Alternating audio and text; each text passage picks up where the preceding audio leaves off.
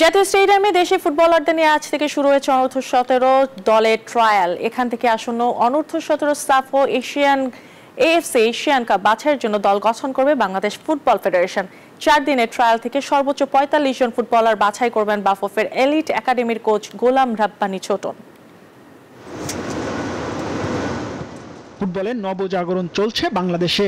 সেই জাগরণ ধরে রাখতে বাংলাদেশ ফুটবল ফেডারেশন দেশ বিদেশ ঘুরে ফুটবলার বাছাই করে চলেছে। কদিন আগেই বাংলাদেশি বংশোদ্ভূত খেলোয়াড়দের নিয়ে 3 দিনব্যাপী ট্রায়ালের ব্যবস্থা করে ফেডারেশন।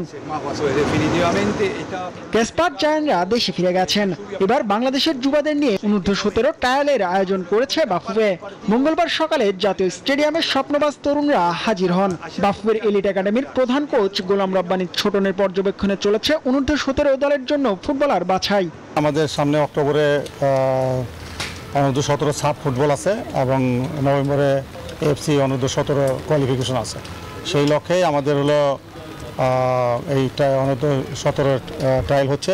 ইউসিবি অনূর্ধ্ব-15 যুব ও ক্রীড়া মন্ত্রণালয়ের অনূর্ধ্ব-17 ডেভেলপমেন্ট কাপ ও বাফুফে একাডেমি কাপ থেকে ট্রায়ালের জন্য 90 জন ফুটবলার বাছাই করেছে ফেডারেশন।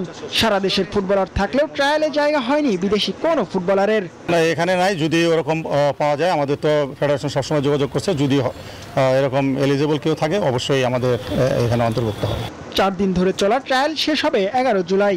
মানসম্পন্ন 40 থেকে 45 জন ফুটবলার খুঁজে দল গঠন করতে চান ছোটন। জিহাদ আল হাসান, নিউজ 24, ঢাকা। বাছাই করা আলু আর স্পাইসি সিজনিং এ প্রাণ পোটাটা চিপস নাকি বিস্কিট খেয়ে বোঝে না।